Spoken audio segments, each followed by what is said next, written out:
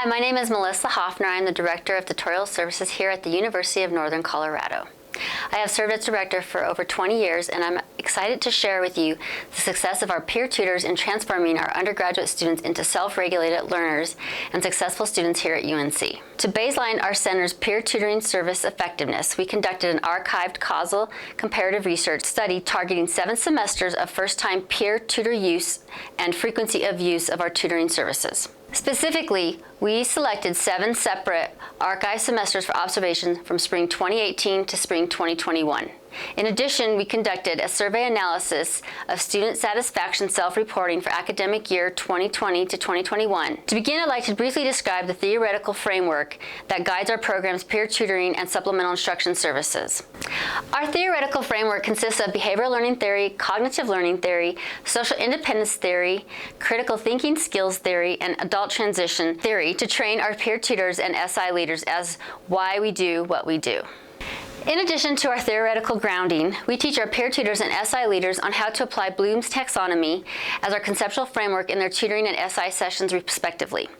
Our tutors and SI leaders can quickly gauge their students' understanding through the use of probing questions and guiding questions, allowing our tutors and SI leaders to develop a baseline in modeling, tutoring strategies, and necessary skills such as note-taking, time management, and other skills necessary for success in the classroom. 2 research questions guided our study in baselining the effectiveness of our peer tutoring service. The first question focused on comparing end-of-semester grades for students who came for the first time to our tutoring center or were enrolled for the first time in biology, chemistry, algebra, and calculus to students who similarly enrolled for the first time in the same courses yet did not come for tutoring assistance. Our second research question focused on determining if there was a correlation between frequency of use of our tutoring services by the treatment group and their end-of-semester grades. Man-Whitney-U, a non-parametric test, was used to answer the first research question in comparing mean ranks for each group. A second non-parametric test, Spearman's Row, was used to answer the second research question for frequency of use and end-of-semester grades.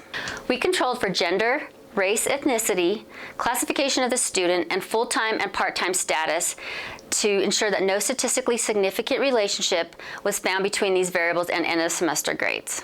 Our first data set, analyzed consisting of 7 separate groups of participants for biology, chemistry, algebra, and calculus courses, had a group representation of 423 participants for the treatment group and 423 participants for the comparison group.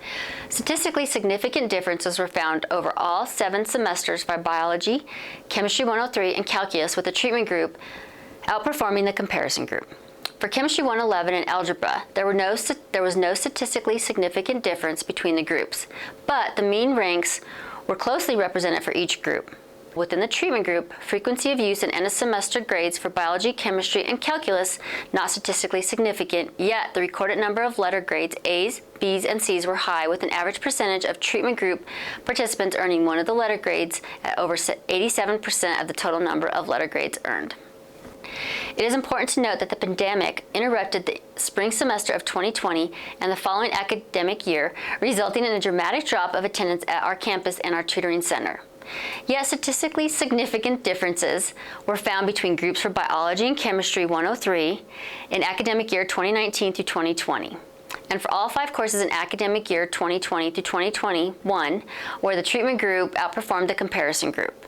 As in the larger 7-semester data set within the treatment groups, participants scored more letter grades of A's, B's, and C's at an average percentage of over 96%.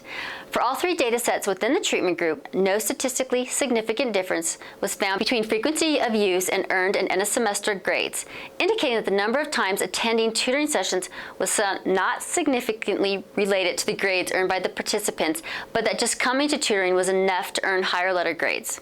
As many in our profession understand, our scholarship postulates that frequency of use of tutoring may result in an increase of a letter grade. We specifically chose 7 separate data sets for 5 historically rigorous courses to additionally observe for similar findings to learning support scholarship. And we are elated to find that our students coming to tutorial services have been outperforming students at our campus who have chose not to come. Lastly, our students using tutorial services peer tutoring report overall satisfaction with their tutoring experience and their peer tutor. The percentage of satisfied students at above 95% of total students using our services and high letter grades earned for students coming to tutorial services infer a great value in seeking academic tutoring may result in higher grades earned for future semesters and for 126 other courses that we offer tutoring services.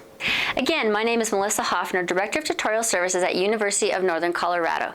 If you have any questions regarding the data discussed from our study, please contact me via email or by phone during office hours, and thank you so much, and please encourage your students to come to tutoring.